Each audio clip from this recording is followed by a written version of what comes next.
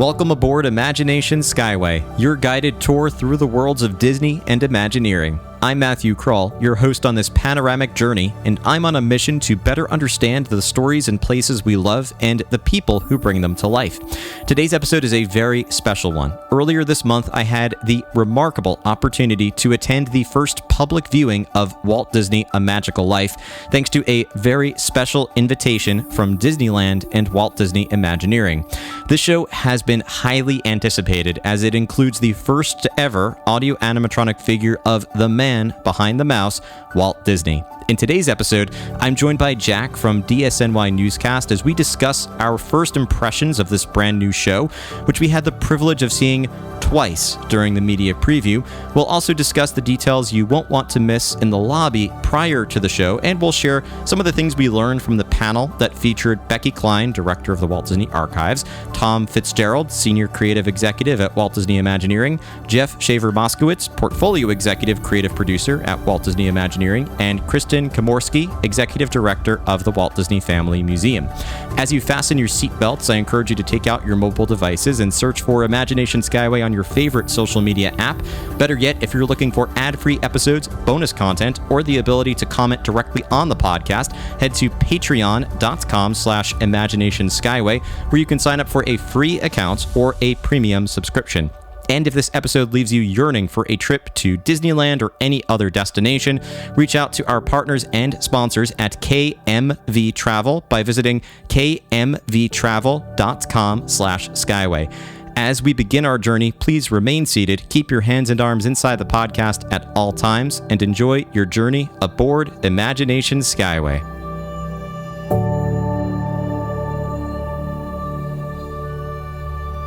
Last week, I had the incredible opportunity to attend a groundbreaking show, no matter how you look at it, which is the debut of Walt Disney: A Magical Life at Disneyland, featuring the first ever animatronic figure of Walt Disney himself. Needless to say, this was an incredible opportunity, and thanks to Disneyland and Disney Parks for inviting me out. And so many of you asked what my impressions were, thoughts, opinions, and overall feelings about this new show. And of course, that meant that the best way to present this would be through a podcast episode. And to do that, I wanted to chat about this with someone who had the chance to be there with me, and someone who I know a lot of you listening probably know as well. And that is none other than Jack Kendall from DSNY Newscast. Jack, welcome to the show.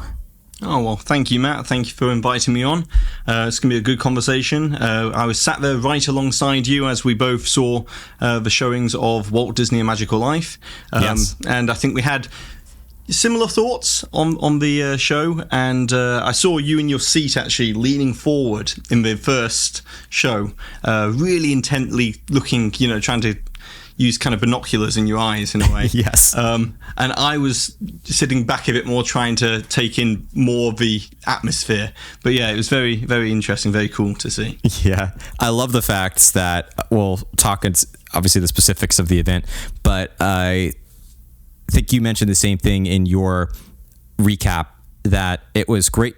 We had the opportunity to see the show twice, and that the first time was phones down or phones away, cameras down, which is always a relief, because I know that you, like me, whenever we go to a preview or an unveiling of a new show, there's so much pressure to capture it, and to not have that pressure and to have the chance to see it with our own eyes, I think is a different experience than trying to go and get the content for it. Yeah, it makes it more of a visceral experience. Every time I go to a new ride opening or something like that, you always have to kind of think, the audience first, content first, and record for that. And I always try and, get the camera angle framed up correctly, and then try and lower it a little bit so I can look above my phone or my camera, so I can actually see it with my own eyes. Because unless you are a photographer and have to point and shoot and click away, I like to be able to see it with my own eyes at the same time. And when I recorded the show much closer to the actual stage, in the front section of the stage, I did lower my phone and was able to look Walt directly in the eye. And it was a whole different experience from seeing it from the second half of the theatre, which is something I touched on in my review of the actual experience as well. Yeah. We're going to touch on all the different components of the show and the ways we felt about it. Before we do that, I thought it'd be interesting to, since especially because you've never been on the show before, ask you a few rapid fire questions. And these are all tailored to the attraction or to Disneyland. So my first question, which is maybe the most challenging, what is your favorite quote by Walt Disney? I promise this is the hardest one. There's one which I really like. Okay, and the quote is this. It is basically, in this volatile business of ours, we can ill afford to rest on our laurels, even to pause in retrospect. Times and conditions change so rapidly that we must keep our aim constantly focused on the future. And I like that one. It's not one of the ones you hear often, in terms of, it's not as soundbitey. We all know the sound bites from Walt, but it's Walt speaking about his approach and his vision towards the company in general, and how he always kept an eye laser focused on the future. Obviously so much about the Disney brand and Disneyland and everything like that. Walt was a master at knowing how to use nostalgia to tell a story, but he was also so laser focused on the future as well. And you wouldn't be able to do what he did without being, laser focused on the future with, the multi-playing camera, with, all the technical advancements in, motion pictures, and then Disneyland and the technology and animatronics and everything like that as well. So I just really like that quote. It's not one that a lot of people often hear. Yeah, that's a great one. I love that you had your book so handy too. It was just right there. This is something I put together a while back. Yeah, no. My books are all the way over there, so I cannot reach for my pocket Walt Disney quote book. But I do know my favorite one is, which I don't think I've even answered this question on my own show before, but I suppose my formula might be dream, diversify, and never miss an angle, because that really is how he evolved the company beyond what originally started to do, and how he kept it thriving, and they continue to do that today, to dream, diversify, and never miss an angle as much as possible. So that's always been my favorite one. I also like the one where Walt speaks about everybody should have a good hard failure early on in life. Oh yeah. And I feel like it just humbles you. You come out of university when you're 21, 22, and you think, oh, the world's my oyster, and I'm the big cheese, I'm going to do everything. And having a little bit of, humility thrust upon you, and hubris and stuff like that kind of aspect of this whole thing, I think is very important to going on to have future success, is knowing that everything can just fall away. Be grateful and treasure what you've got at the moment, and that kind of informs you for future decisions, and also it builds empathy. And I feel like this world of ours, the one thing which I feel is sorely lacking across the world in general is empathy. And I think when people hear the word empathy, they think it is emotional and is very, sensitive. It's not. It's just about being able to put yourself in someone else's shoes. And if more of the world can do that, then I think the world will be a better place. Oh, absolutely. I could not agree with you more on any of that. That's so true. Second question I have for you, Disneyland specific, and we'll keep it to the Disneyland Resort, not just Disneyland Park. What's your favorite attraction over at the Disneyland Resort? Easy. Pirates of the Caribbean. It's always been my favorite. I rode it this past time I was out there, and it still holds up. I don't think they can really top Pirates of the Caribbean. Personally, though, I think that the Disneyland Pirates is like an A, and the A star or the A plus is Disneyland Paris's Pirates of the Caribbean, only because the story makes a little bit more sense, and it's not because of Walt had the story wrong with Pirates of the Caribbean. It was the limitations of a park. He had to take you down the drops to begin with. and take you under the train tracks. And because of that, they kind of built in the whole kind of cave aspect and the skeletons and all that sort of stuff. And you see the dead pirates before you see the living pirates. And with Pirates of the Caribbean in Paris, it's living pirates, and then you go down a waterfall, and it shows more of the dead pirates, the skeletons and stuff. So it kind of makes a bit more sense. Oh, we've gone down a waterfall now, and now we're all in the land of the skeletons, So yeah, I love that. I went to Disneyland Paris once, and that one time I was there, Pirates was closed and Phantom Manor was closed. So it was a horrible day that I did not get to experience those two. They're fantastic attractions. They've got a great Big Thunder, a great Phantom Manor, great Pirates. Space Mountain's fantastic. Just the 4 big ones. Even Small World's great over there as well. Yeah, it was great to experience all that, and I can't wait to go back. Last question, also pertaining to Walt, is what is your favorite film from Walt's era when he was alive? No, Mary Poppins. Easily. That's going to be my answer. We had the same exact answer for the last 2 questions, by the way. No, Mary Poppins has to. I love that. I love the music. I love the Sherman Brothers soundtrack. I actually really enjoyed Mary Poppins Returns, despite it not making the most at the box office. But Mary Poppins is my favourite.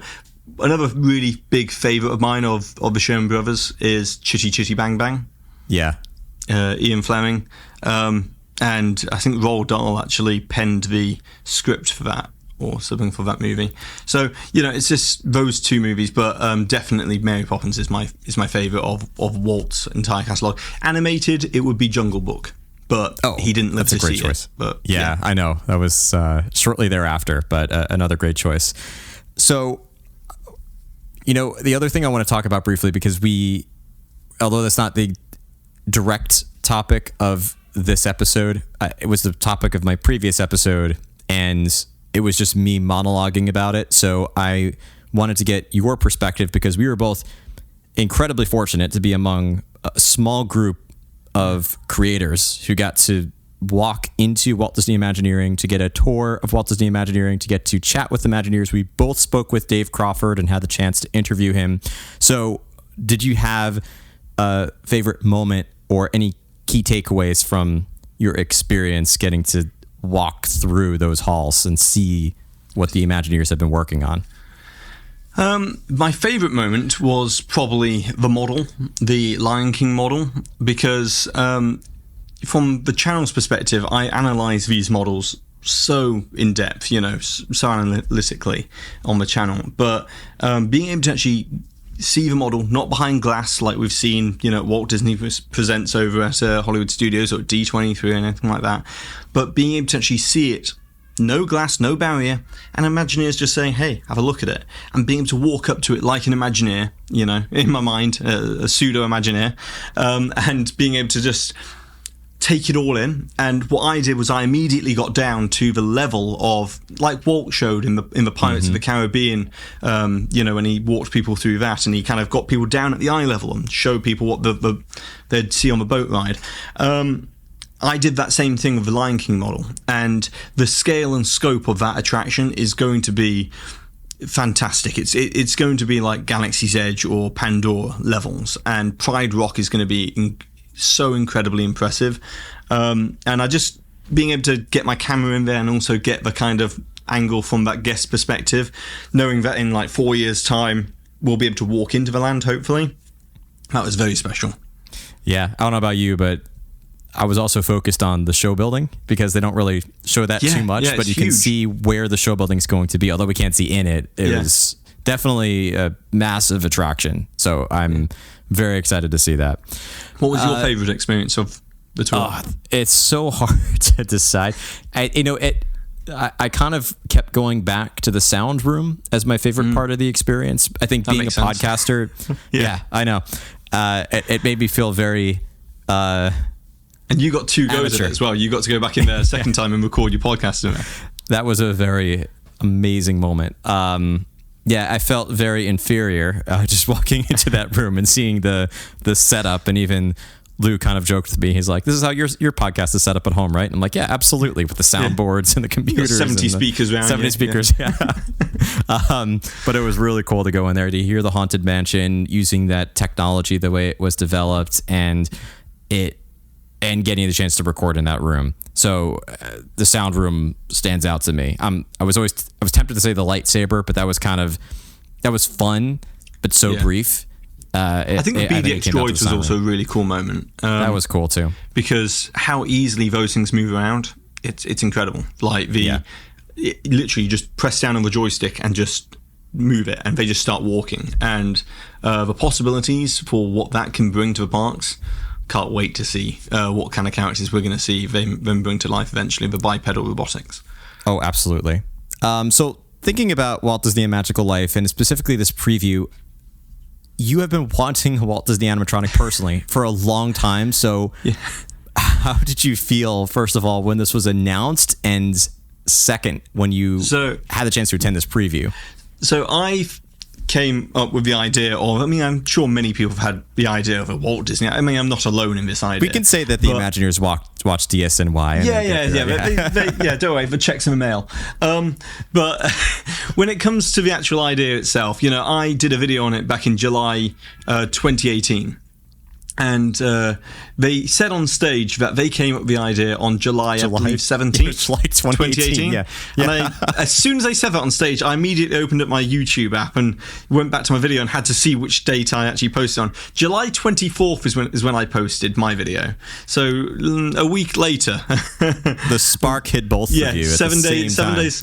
Yeah, 7 days later I posted my video. So awfully weird, awful coincidence there. But I'm hoping that my video at the time when they had come up with the idea acted as kind of a lovely serendipitous sort of survey or test the waters to see how people would respond to it. And I remember doing the video at the time and people saying, there's some articles written about it at the time and people saying this is a great idea.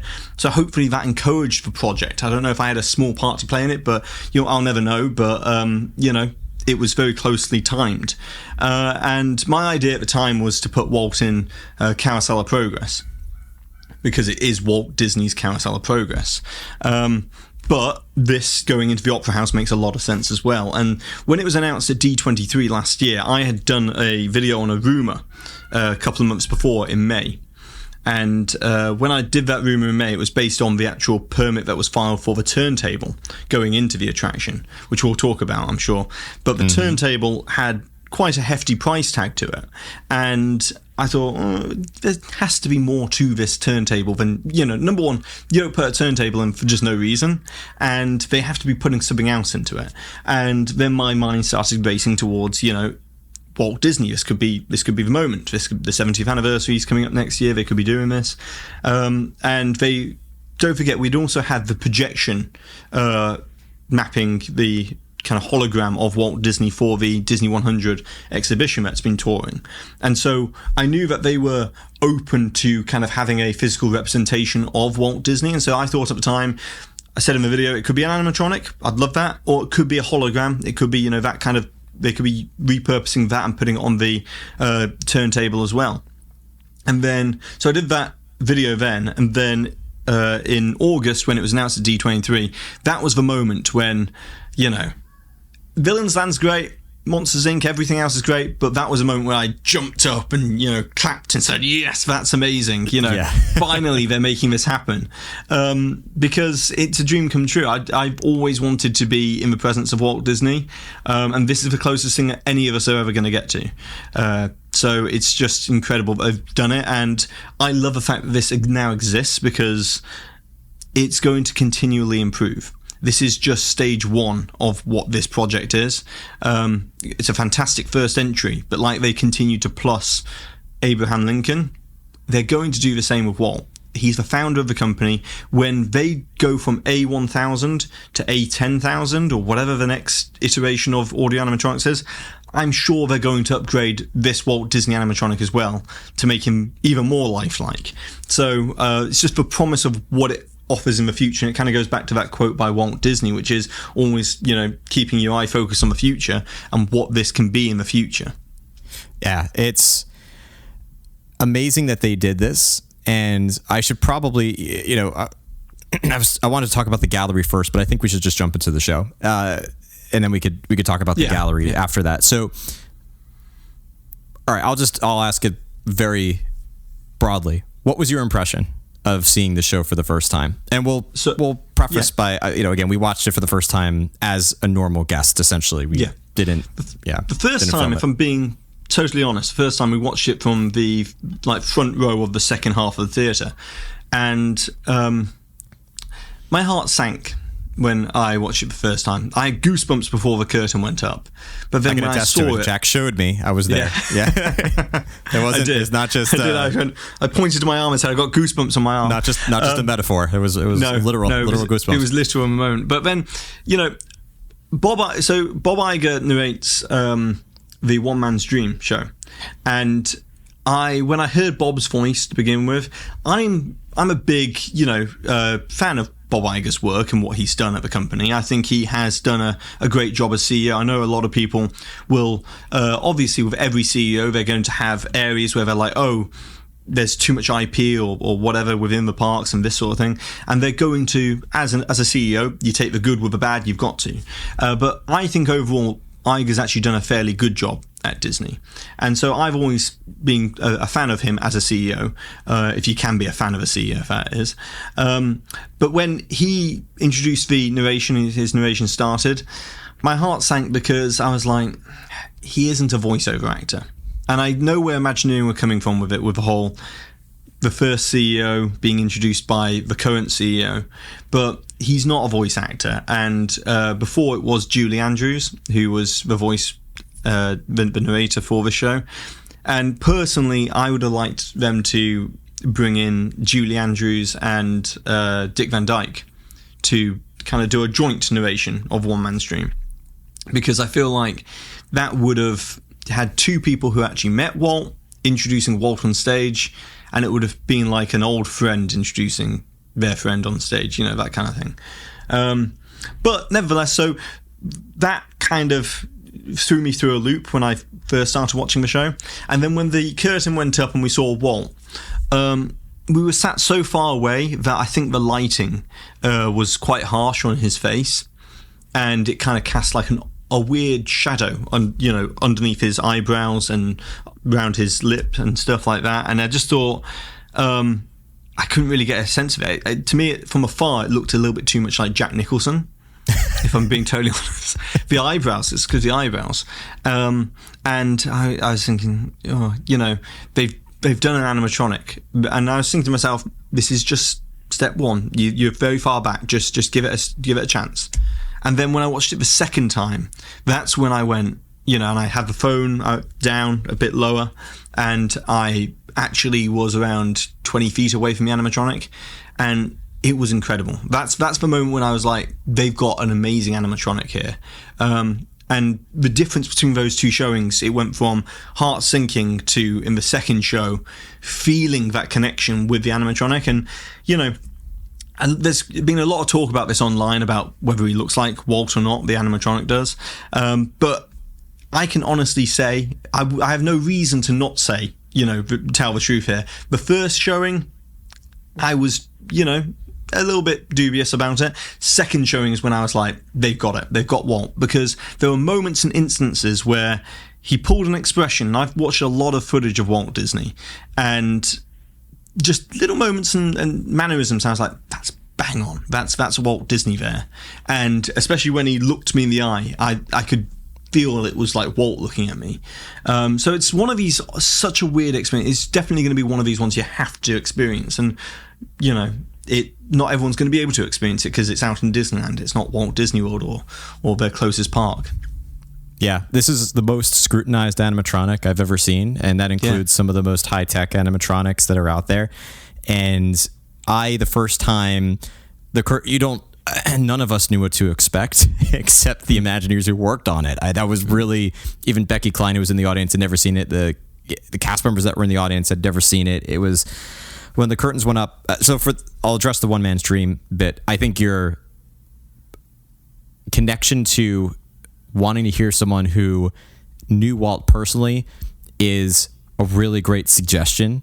I understood where the Imagineers were going with Bob too, and I expected, because like you had seen One Man Stream many times. And so I just thought, oh, this is going to be Julie Andrews again. And then you hear Bob's voice and you're like, oh, okay, that's an interesting choice. Like you, I'm mostly a very positive fan of Bob Iger's. And I thought it was interesting. And I like hearing from Bob, but I do like the way that you said that it does make sense to have someone who knew Walt, who got to meet him in person. But of course, the Imagineers had told us that they wanted to go with the position of someone who is most in the shoes of what Walt's shoes were. And I get that. And that's how they phrased it. So makes sense. You understand you can understand the logic behind it, and you can go so many different ways with it. So I didn't have a problem with it. I'd be happy to go in again and see Bob Iger presenting it again or narrating it again. So when the curtains went up, my first thought was, I think like everybody else, how alike does this figure look to Walt Disney? And this is the first time I think in a while we've seen, I think it's the first time we've ever seen an A1000 human face, if I'm not mistaken, because we've seen alien faces on an A1000. We've seen Pondo and Arco and the Na'vi. Yeah, I mean we've seen A1000 human faces, but cartoon human faces like Elsa and Tiana and and Rapunzel and stuff. But we haven't seen, I don't think, like an actual lifelike human face. Yeah, so I wasn't sure exactly what to expect. And the first thought because he doesn't start talking and you see him, and I agree about the lighting, and then you see him and you're saying to yourself, okay, it doesn't look exactly like Walt Disney.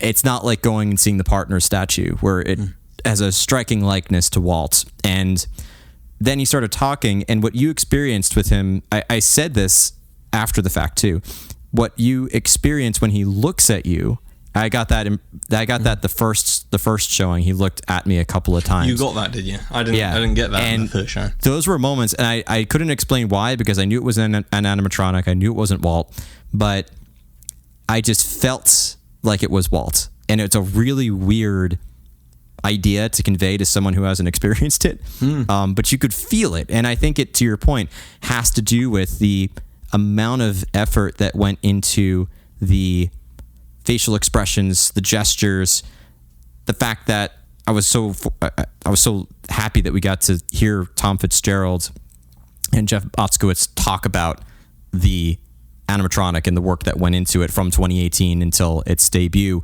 and the fact that they invented technology to get the eyebrow expressions right, to study what that glint in the eye meant, or how that biologically functions, because that's what corneal people bulge. Who knew Walt, exactly, corneal bulge, and to program that into an animatronic figure. So that's what we felt, I think, when we looked at him, or when he looked at us, is that I definitely noticed it the second time around, and in making sure that his fingers could move in the way and express the way that Walt moved. And then the lean back, I wasn't sure if he was going to get up in the first place, but then he does get up and he does a little shuffle, and you're like, that's really cool. But then when he moves back and leans back on the desk, it's so lifelike. It's hard to understand how they're able to accomplish it with such fluid motion and make it look so realistic.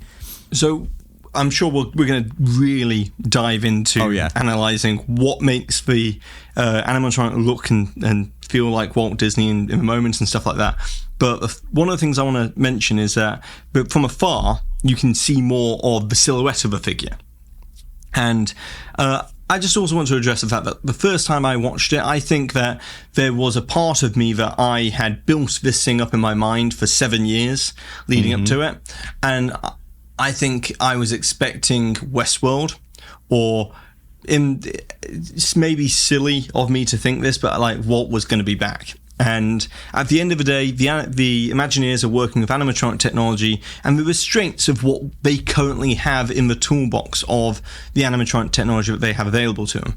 And I think I probably had far too unrealistic of expectations for this thing, and short of Walt jumping off the stage and shaking my hand, you know what I mean? Like, I don't think anything would have lived up to it. But then once I watched the show through once, and I wasn't like hanging off every word, and I could like look at the figure properly and not wonder where this speech was going to go and what he was saying and stuff like that, and how long it was going to go on for, and I could take it in the second time. I always like to ride through rides a couple of times before I truly make the assessment on it, and I think many people should, because you will see things the second time that you won't see the first time, and it will kind of sharpen your eye towards things.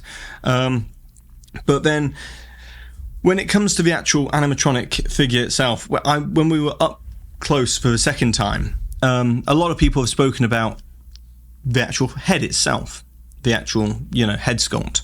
And you were saying with the partner statue that it looks more like Walt with partner statue. I've seen a lot of people say that. Why didn't they use Blaine Gibson's head sculpt and stuff like that? The really important thing I think people need to understand is we've been to Imagineering, and everyone's seen it actually in, whether we've been to Imagineering or not, it doesn't matter. But people have seen it in the Imagineering story, that the actuators inside one of those A1000 heads, it's so technical. And I've heard Imagineers say this before even going on that tour, that there was so much heat generated from the actuators and the way they move inside the head, that they need like a special cooling system around the head itself, and they have to have fans blowing the back of the head. And I wonder actually if the level of technicality within that actual animatronic figure, would they have some sort of coolant system flowing throughout the head as well? We don't know. They didn't say that on stage. That's a speculation on my part. But all of that could add to like a puffiness maybe under the skin. And because, if you're blowing air into a maybe a latex skin texture, it could be creating a bit of puffiness from inside the actual head skull, the workings of the mechanics there.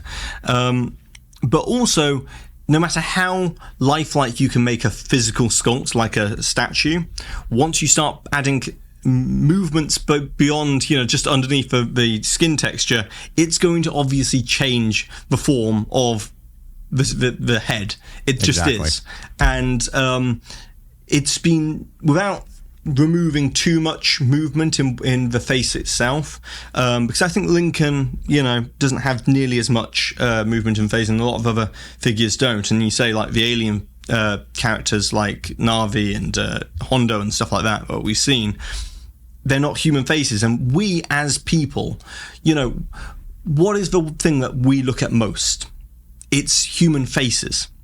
It's how we interact. It's how we gauge expression, how we gauge emotion, how we gauge social interaction. It's everything. We know what a human face looks like. And so people are being extremely, they're in the right to, but being extremely analytical about this figure. But just the feat of engineering and also the ambition to try and do this is something that I applaud, because to be able to actually say, right, we're going to put our flag in the ground now, and we're going to say we're going to go for this one. We're going to try and make the most lifelike human figure we ever have. We understand it's not going to be perfect, but we're going to get as close to it as possible. It's like Walt said all those years ago with the Lincoln figure, the show must go on, it must happen. And it's that same spirit. And I think if there were phones and social media back in 1963 or 1964, I think we'd be getting much of the same discourse around Lincoln that we are getting around Walt, which is, it doesn't look like, this kind of aspect to it all. So that's a critical point, I think. What do you think about the actual likeness to Walt?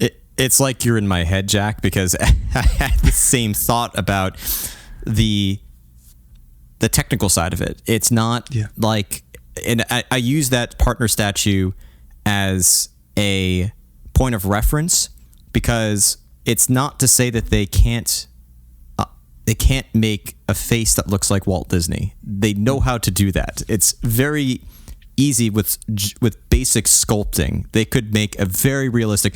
I hear about, the Walt Disney at Madame Tussauds looks more realistic. Well, they're working with a wax figure, not an animatronic. And if Disney took on a wax figure, it would probably look even better than Madame Tussauds' wax figure. But it's not. It's an animatronic. And to your point, when you understand what has to go into it, it's hard to make it look that realistic when you add in all the complexity of the actuators and the fans and everything else that needs to go into the head to make it operate. And they're not working with a static figure. They're working with, really, the feat was, can you animate Walt in the way that Walt was and make it convincing and give the essence of Walt, essentially, in the room. And you definitely feel the essence of Walt in the room. And the points of criticism to me that I think drive me the most nuts are, one, that people are criticizing that the Imagineers didn't know what Walt looked like or didn't study him enough.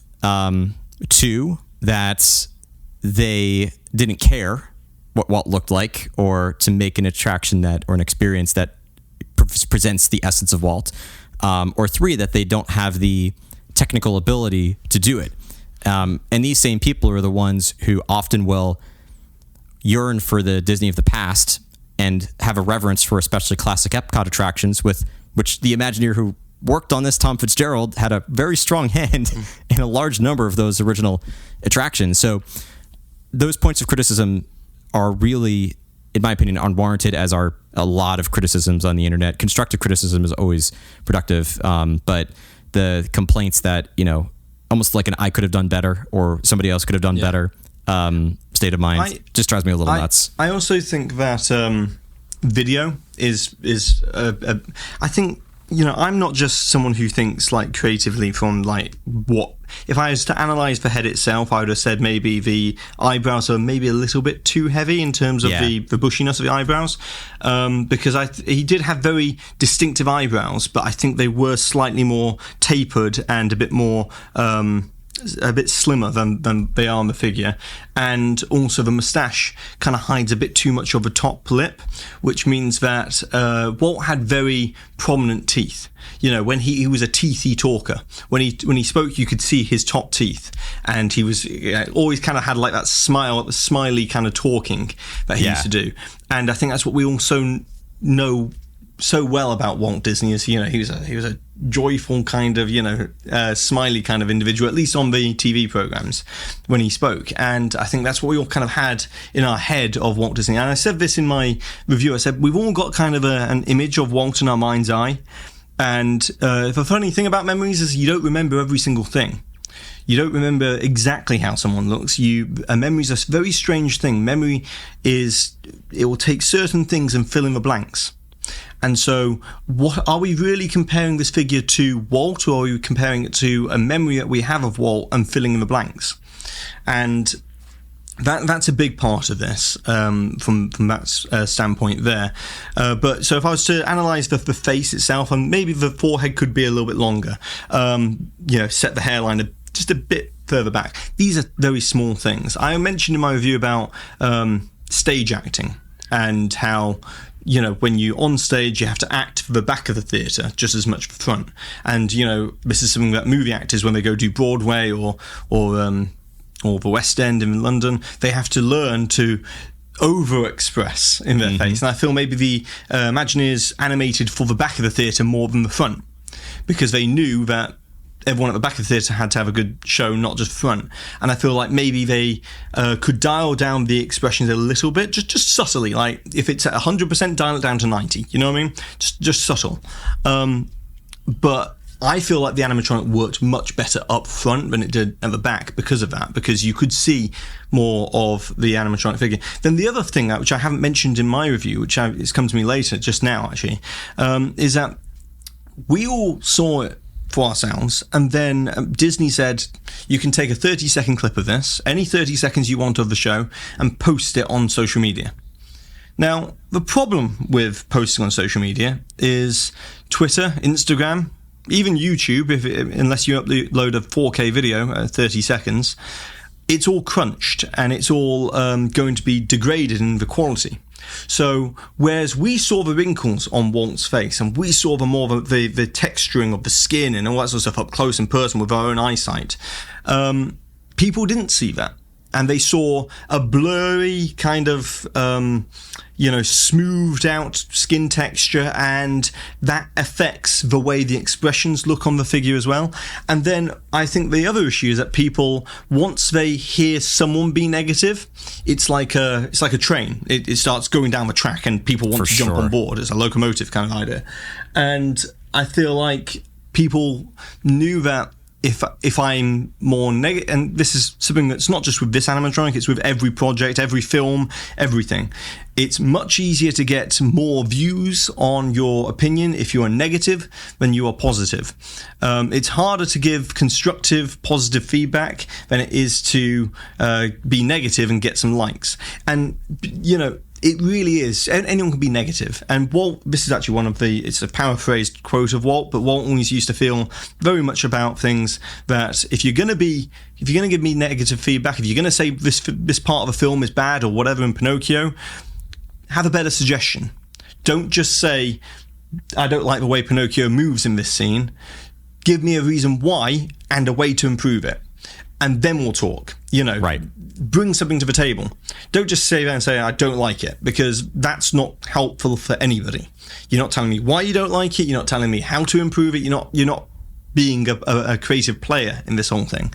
And I feel by all of us posting our videos on social media at such a low bit rate and a low encoded quality, that probably played into it. And I think the footage that Disney released as well, you know, the photos that they released, not the footage, I think it was more the photos they released. Photos of animatronics are very difficult to get right. And if I was to do this all over again from Disney's perspective, I would have made sure that in the Parks blog article that I put out there, it would have been Walt Disney with a photo of his animatronic right next to a photo of Walt Disney, the model, the Walt Disney from CBC, the interview that they based this figure on, right alongside in the exact same pose and the exact same mannerisms, and let people judge apples to apples rather than apples to oranges. Yeah. And then it would have been fair game. But I feel like so many things just were slightly off in the way that this was launched, in terms of you know, us in the media, we all rush to try and post our clips as fast as possible. Social media has not got a great bit rate, and then also just seeing a video of something, and then also people doing quote tweets of social media posts and the thing. It's a snowball effect, and it's just so difficult to do this. And I feel like the fandom as well, the Disney audience, at least on Twitter. I think Twitter's the one which is X, you know, the one that is the most like this. But there is kind of a bandwagon effect with whenever news is announced on Twitter or X, is that you see one person's quote tweet and then everybody runs with the same opinion. You know, it's a little bit like that.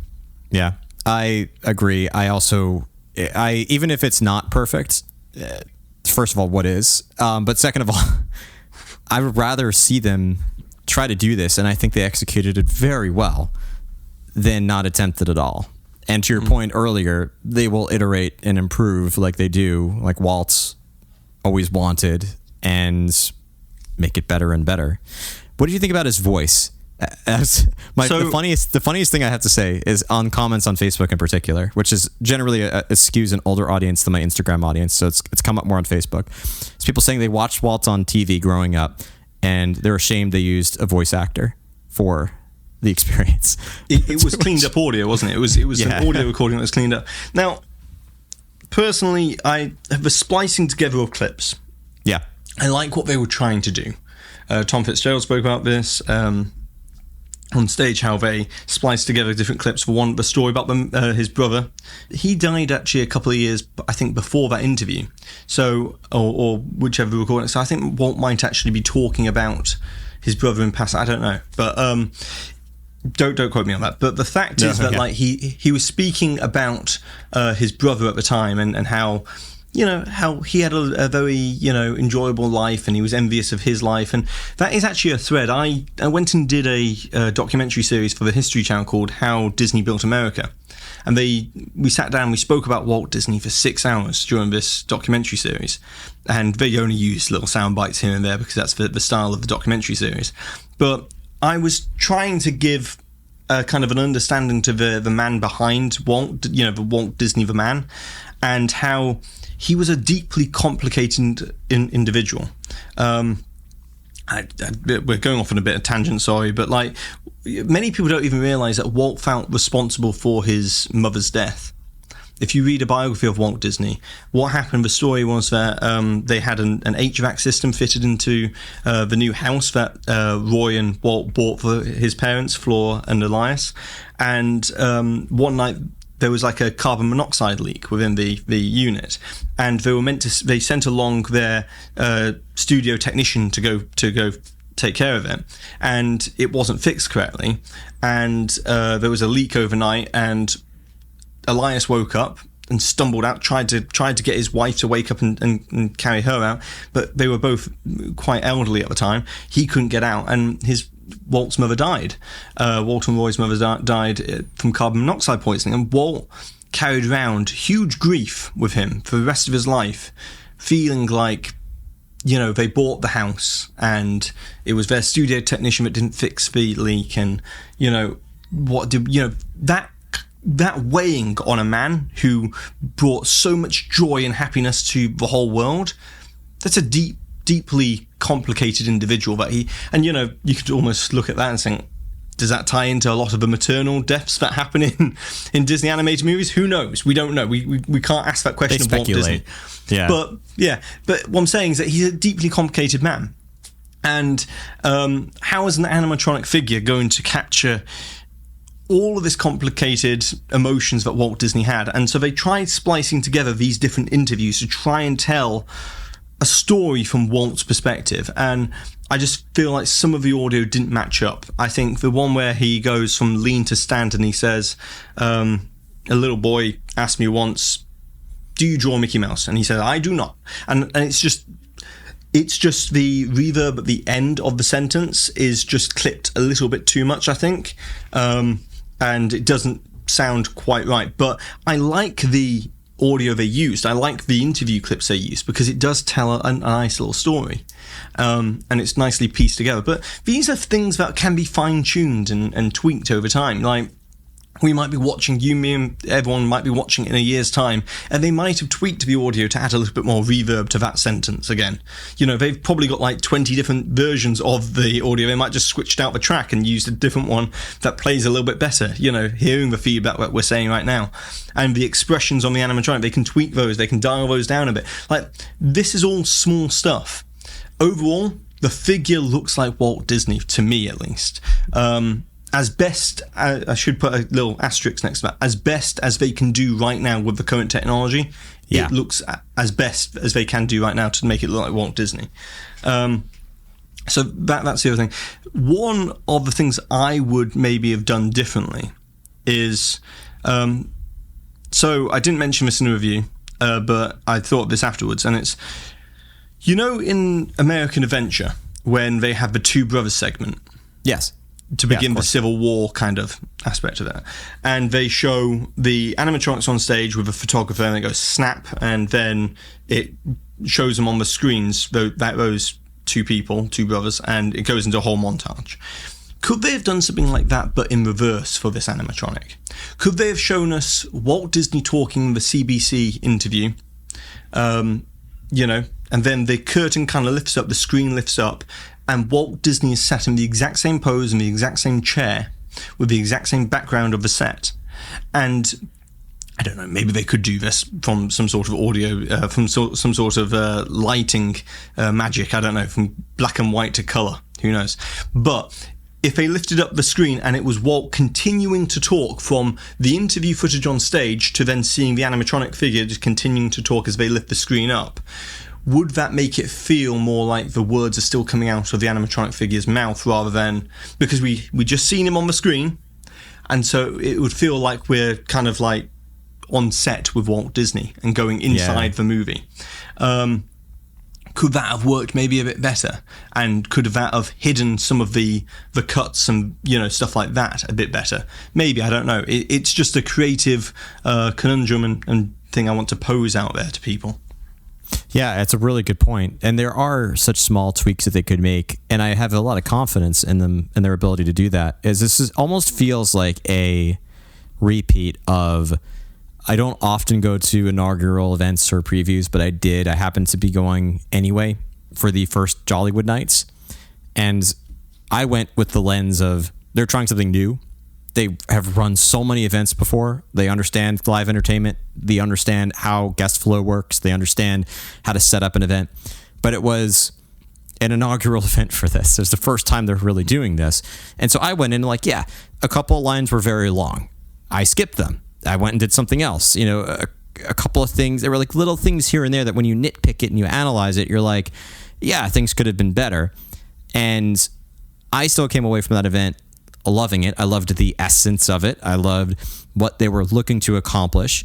And I said, I predict that by the second night, these problems are going to be fixed, because they understand now that it's with real people, which until it's with real people, it's hard to understand the nature of how people are going to flow through it, how people are going to respond to it, that they're going to react and adjust. And they did. And it's continued. And, I haven't heard a single complaint about Jollywood Nights since that inaugural event. And people are quick to forget, of course. But they try these things, and I'm happy they try these things, and it leads them to learnings and helping them to figure out how to continue to improve and get better. And I do think that there's an over-analysis sometimes that happens. I think so much of it comes down to how these things are initially shown. Mm-hmm. And Disney's in an impossible position. They can't get every single person who's going to have a critical opinion to see it first and then make their opinion. You know what I mean? Yeah. I think it's just the time that we live in and the way that social media is nowadays, that like they're fighting this uphill battle on, and I don't think any company, Apple, any big media company that have big events and stuff like that are ever going to win this one, because when it comes to the amount of like it's just engagement bait. You know what I mean? It's people want to have a viral tweet, and they will say whatever they can to get a viral tweet. A lot of the time people will. And I literally will put out a tweet and I'll be like, well, that's how I feel about it. And if it doesn't get a lot of likes, I don't really care. Like, and especially at an event like the Walt Disney Magical Life, where that's the other thing, everybody was tweeting the exact same thing, same angle, all at the same time. So your likes are going to be decreased anyway. So like, I didn't care about it from that standpoint. I just wanted to give my honest take on it. And people said in the video I posted, they're like, honest review from somebody on the media list. It's like, well, yeah, but if it's an opportunity I've been afforded, and if you really wanted to see the animatronic, would you not go? I mean, seriously. I was hugely honored to be able to be invited to this thing, and hugely grateful to be invited to it. And it was a dream come true to see it happen, this animatronic. But also, Disney has never said to me at any point on these media events, and I think this just needs to be said, Disney's never said to me, you better give us a good review or anything like that. Never ever have I been told that. I've spoken to them and they asked me my opinion on stuff afterwards. I go, well, this is my opinion. This is, a critique I've got. And they go, okay, good. Like, they don't want anything but fair and balanced viewpoints. They want people to just give things a fair go and not go in there with an agenda, and not go in there to try and tell a story, but just give your actual opinion. And that's what I did. And people were like, you're being careful with the way you're wording your review. Some people said that towards me, and my response to that is that I'm careful because I know how much creativity goes into an attraction like this. And when I do a video and people just instantly, I don't want to swear on your podcast, but on your they criticize work, they criticize your work. It's like, well, you kind of turn around and you go, well, why do I even try? Why should I even bother? And I don't ever like to just give feedback that's just negative. I like to give constructive feedback. And people were like saying, it feels like this is a carefully worded review. Literally, I didn't have a script. It wasn't like, it was like bullet point ideas, so it wasn't carefully worded at all. And also, I was trying to be more aware of the fact that there are people out there that programmed this animatronic, that worked on this animatronic, that did the textile for the figure and everything else. And creativity is a delicate thing. And if you if you crush creativity, you will only get worse products overall. Yes. And so I like to offer encouragement, but with a spoonful of constructive criticism, because then you'll get something better every time. And that's how I try and approach it, because you can be honest and you can be positive. You can be honest and you can be negative. Those who are just negative are just as disingenuous as those who are always positive. So it's a mixed bag. Again, Jack, you're in my head, and that's the vibe I got when we were together at the preview too. The thing that you said, I always remind my audience too. It's that, first of all, I'll second that. I think you've been invited to more preview events than I have, media events than I have. But for the ones that I have been to, which is half a dozen at this point, I've never been told what to say. I never got the impression that I could not share my honest opinion. And I care mostly about the two things. One, to your point, because I interview so many Imagineers, I can hear and feel, and I know the effort, the care, the determination that goes into it. So it's not for a lack of motivation or care. There's no negligence involved in it. It's all well-intentioned. And creativity is a difficult thing, especially when you put your heart and soul into something, and to have someone so easily with a quick little tweet say something that just tears it down immediately. That's the other thing is, like, would you say something insulting to someone to their face, or do we have a decorum in society? That's the social media. Yeah, but people are behind their keyboard and they can say what they want, which is they're entitled to. I truly believe people should be able to say what they want, but people also need to understand there are people behind these projects, and these aren't just, materialize out of thin air. This project's been going on for 7 years, and there's been 7 years of craftsmanship that's gone into it. And when you meet these people that put the work in, you like I said early on in this interview, in this podcast, that empathy matters a lot. And put yourself in someone else's shoes and try and see it from their perspective. The other thing is, I think media-wise, there's a bit of self-censorship that goes on. And the way I say that is that Disney don't tell us you can't say anything, but I think people, because it is their living, they want to continue to get the invites. Personally, how I felt is I made my channel for 7 years without ever getting an invite. And if I don't ever get another invite, so be it. I don't. Yeah. I know the preview that I get for these things could end immediately. I did the Tiana preview last year after I did my. I wrote it early and I did a preview and gave my review of it, and then I was actually invited to the preview after I gave my honest review, and I was like, guys, I've done my review. I'm not going to be doing another review. And they're like, no, we just like your review. We want you to come along and write it again. I'm like, but I'm not doing another one. And they're like, no, just come along. We want you to just have a fun time. So I went along and I was just like, well, this is a lot of fun. And I just walked around the whole thing thinking, well, this is my last one. I'll first and last, and this is fun. And like, I didn't care. Like, it was just a fun experience. And you get invited to other ones, and I always think my next media event's gonna be my last one. So I give my honest opinion. Because I know Guardians of the Galaxy, Rise of Resistance, all these projects I've covered, I wasn't ever invited to a media event for them, and I still managed to produce my review, produce content, and you don't need to be on the media preview list to do it. It's a lovely, it's a privilege to be invited, and it is a privilege, but it's not a prerequisite to actually produce content. Yeah, it certainly is not. The other thing I wanted to mention was I always say my favorite Pixar film is Ratatouille. Sometimes people are confused by that statement because there are so many great films to choose from, but it is my personal favorite. And the thing I always go back to at the end of the day is the Anton Ego speech at the end of the film. And I have reminded viewers of it occasionally. And, it just speaks to how I feel and how I review things. And what he says, for those who haven't watched the movie or don't remember, is, in many ways, the work of a critic is easy. We risk very little, yet enjoy a position over those who offer up their work and themselves to our judgment. We thrive on negative criticism, which is fun to write and to read.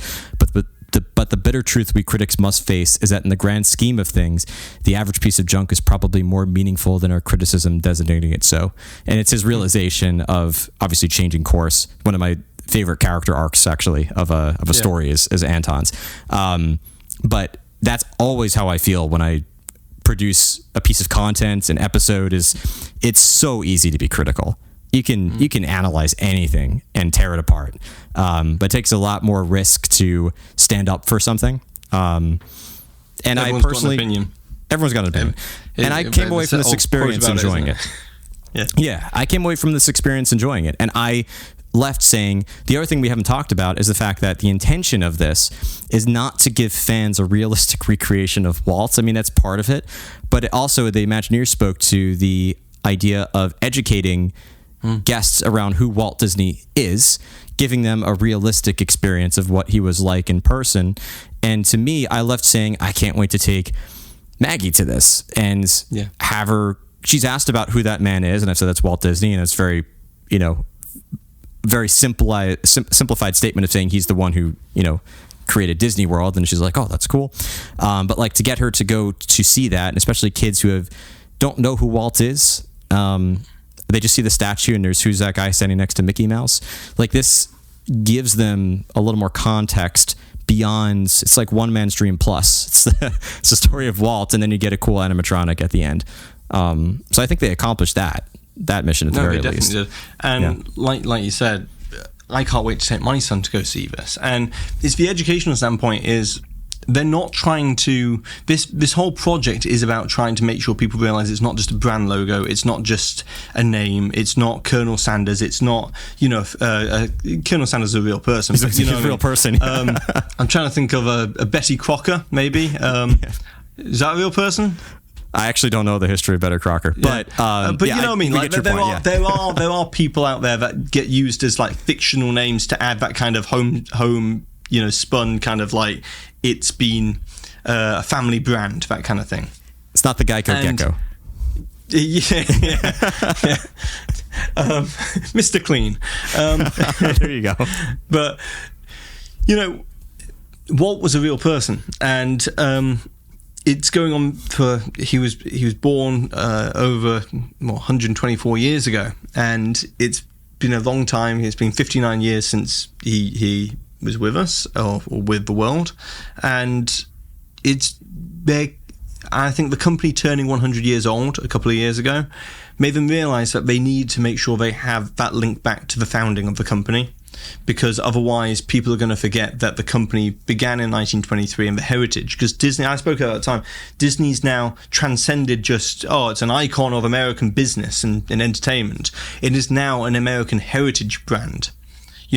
Walt Disney as a brand is, it is an American heritage brand as well, like Coca-Cola is.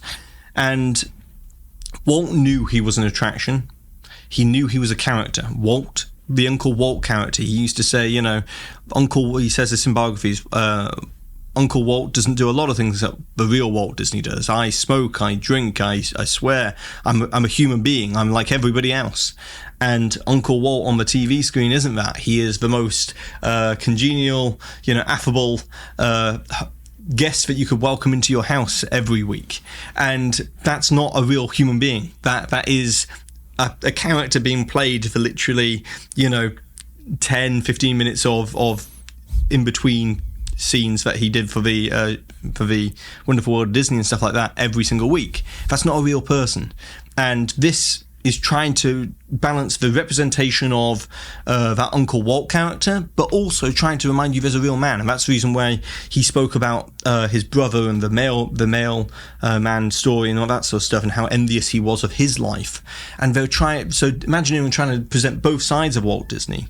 The character of Uncle Walt and also the man of Walt Disney. And I think that's a very difficult task to try and take on. But I think just overall, the actual animatronic itself, there's a lot within this fandom, this theme park fandom, I like to say, there's a kind of a tribalism between Disney and Universal. And I saw some people saying, oh, well, this proves that Universal's got the best animatronics. And it's just like, if you went and asked Universal Creative, I guarantee you that's not what they would be saying. They would be saying, well, that animatronic is incredibly impressive, and we applaud them for trying to do something so technically advanced, and they've raised the bar for animatronics, and now we have to now accept. And because they all go back and forth between the companies anyway, so they all have great appreciation for each other's work. There's no tribalism within the actual creative community that actually build these attractions. Where it's generated from is us, for the fandom that kind of project it onto these companies that are at war with each other, and they're not. And I think there's some really technically advanced animatronics in Epic Universe. Frankenstein's one of them. Victoria Frankenstein, what they've tried there with that new type of projection mapped kind of, I think is it completely a projection mapped face? I'm not sure, from afar. But it could, yeah. It looks like it. I think the talking is a bit like that, and it's synced up with the figure. But they've tried something different there with their animatronics, and lifelike. And some of the animatronics in the Monsters Unchained attraction, they're very lifelike, but they're still animatronics, and you still realise that they're animatronics. Much in the same way, this animatronic of Walt Disney is still an animatronic. There are moments and instances where that fell away, and they fooled me into believing Walt was there. And to be able to fool somebody who, and yourself included, who analyzes attractions, we know the inner workings of all these things as well as we possibly can, to get us to the point where we're like, was that Walt? That was definitely Walt. That is an incredible merit to Imagineering that they've achieved that. And so I'm just so glad this whole attraction exists, and I can't wait to see what happens in the future. Is Walt going to be like a bipedal, all the advancements they made with bipedal robotics? Is he going to be walking around on stage in 20 years' time and giving a full 20-minute presentation? It all depends on how much audio recordings they've got and what they can clean up in terms of the next 20 years, in terms of getting that audio restored to a perfect way of doing it. I'm glad they didn't go the AI route or the voice actor route with this whole thing, because I feel very strongly that if you're going to have an animatronic of Walt, he needs to speak in his own words. Only he can replicate his inflections. I've tried using an AI voice generator to see if it could mimic my voice. There's enough recordings of my voice, and it doesn't sound anything like me. Yeah, I click, the AI thing. I click British. I try, and it doesn't sound anything like me.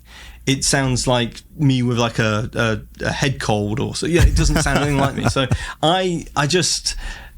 I'm so glad they went with the direction they did with this attraction. Do you want to talk a bit about the lobby as well? Yes, and, let's make sure we talk about that as well, because this, I think this is one area that I think few Disney fans could criticize.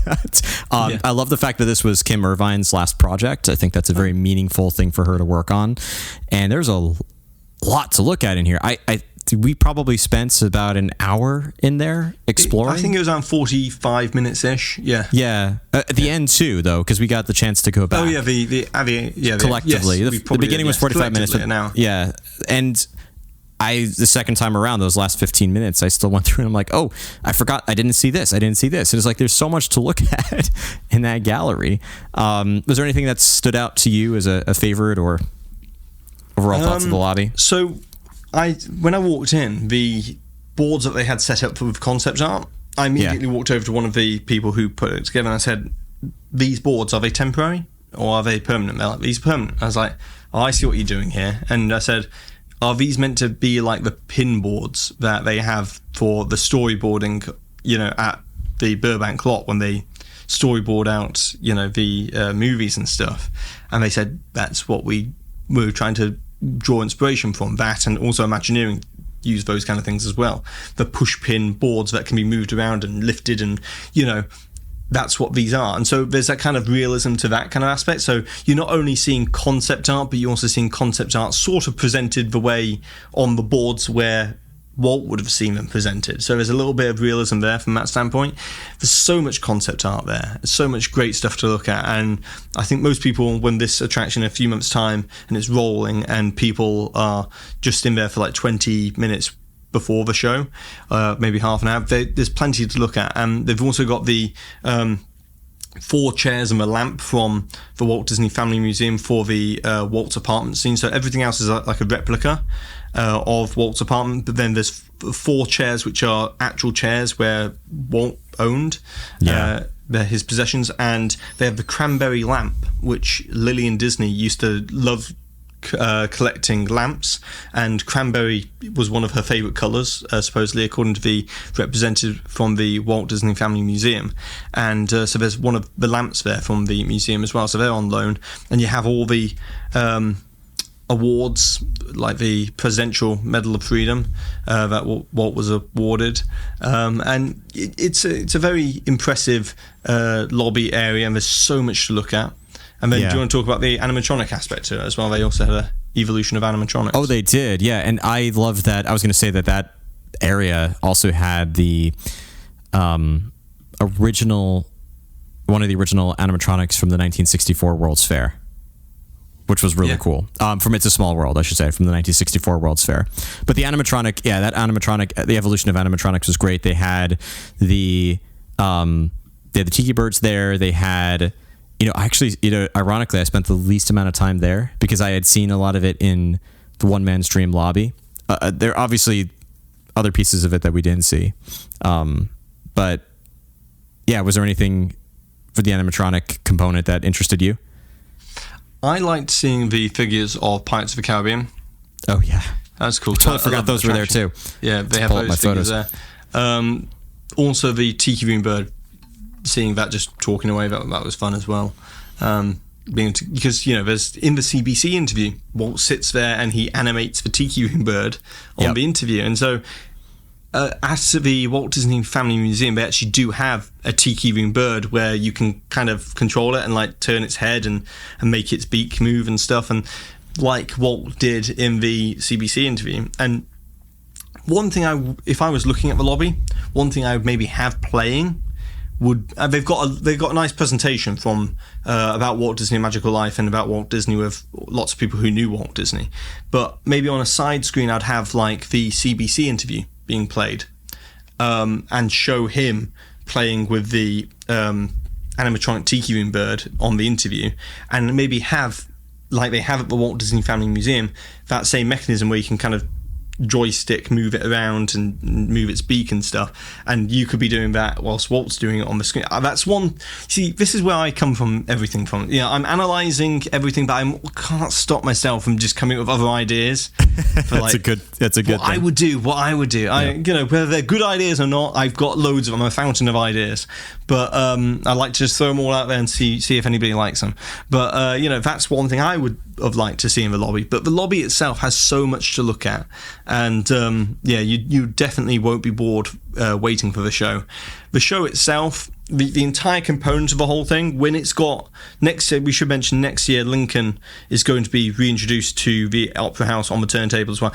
Very quickly about the turntable, they did mention that the turntable was completely designed, built and assembled at the Glendale campus for Imagineering, and then they had to work out a way to design it so therefore they could break it all apart. So when they designed the whole thing, they had to design it to be broken apart and taken over to Disneyland and be brought in through the double doors of the theatre, because there was no other way to bring this turntable in. So just the turntable itself, which Walt is on and the whole set is on, is a feat of engineering to get that thing into the theatre. And then on the other side of that turntable, they're going to have Abraham Lincoln. And I do think it's kind of ironic or serendipitous in a way that like Walt brought Abraham Lincoln back, and the great man of Abraham Lincoln gave the people of the 1960s the opportunity to be in the presence of him, and now Disney's doing the same thing 59 years later with Walt Disney.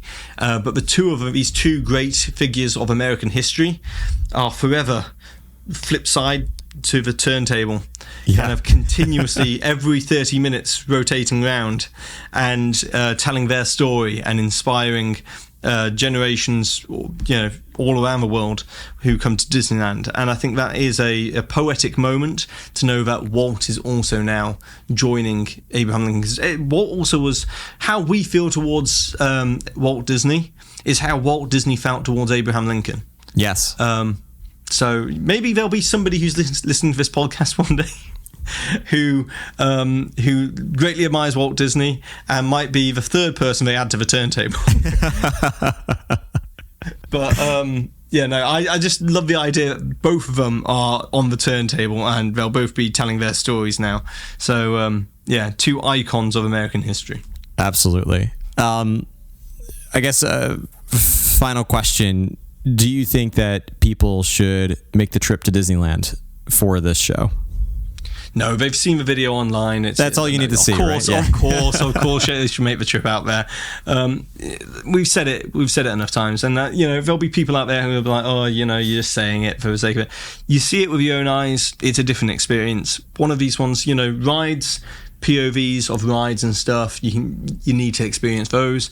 This, I would say, with everything inside Disney Park, you need to be there to experience it, but this more so than anything, because it is such a detailed, lifelike animatronic humanoid figure.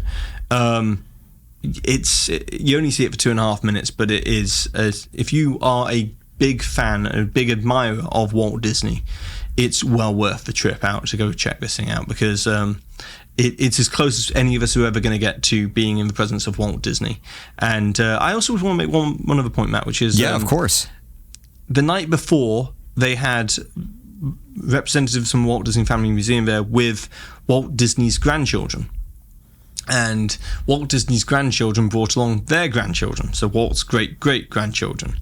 And one of the great-great-grandchildren turned to one of the representatives and said, "Is that a real person?" And I just... that kind of like made me a bit emotional, because... I lost my grandparents in 2020. They both passed away in 2020. And I'm just thinking about how my son, who, his child, which would be my granddad's, it would be great. It would be the same way to Walt Disney. Yeah, great-grandchildren, yeah. If they got to see an animatronic figure of their great-great-granddad, and they turned to their grandfather and said, who was their grandfather, "Is that a real person?" I just think that's so special that the Walt Disney family, I know there's a lot made of, would Walt want this and all this sort of stuff. We don't ever know what Walt would think. I personally feel like Walt would have more of an issue with being in bronze on in the castle hub, because I don't think he would want to be taking focus away from the castle.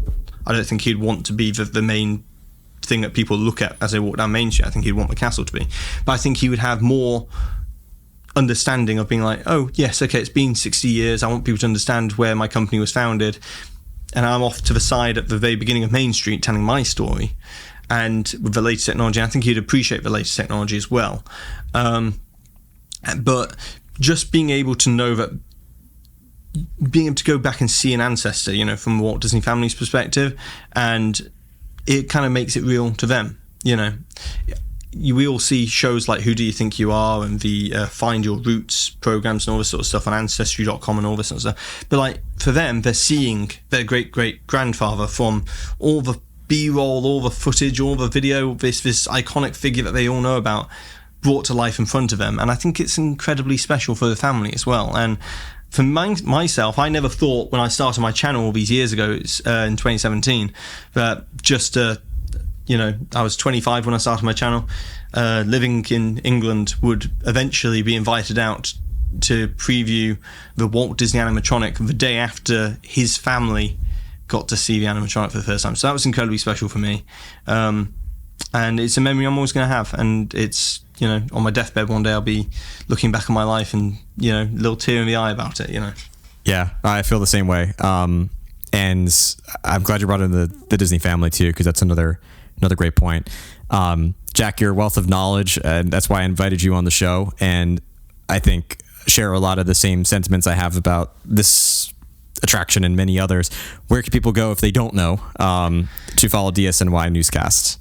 I always try and make this as short as possible. DSNY Newscast, so it's like Disney without the vowels. DSNY Newscast, and it's just on all social platforms. So YouTube's my main one. YouTube, Twitter, Instagram, and there's other ones as well. I believe like Threads or Blue Sky and stuff like that. But I'm everywhere basically. Just DSNY Newscast. You type that into Google or whatever your search engine is, I'll pop up.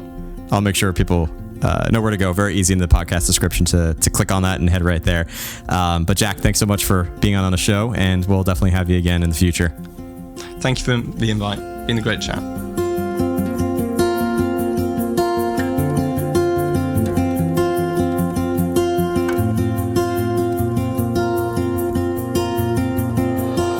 Welcome back to Imagination Central. Before you exit this episode, remember to follow Imagination Skyway on social media and share the show with anyone who might enjoy listening to our program. For ad-free episodes and bonus content, create a free account or sign up for a premium subscription at patreon.com/Imagination Skyway.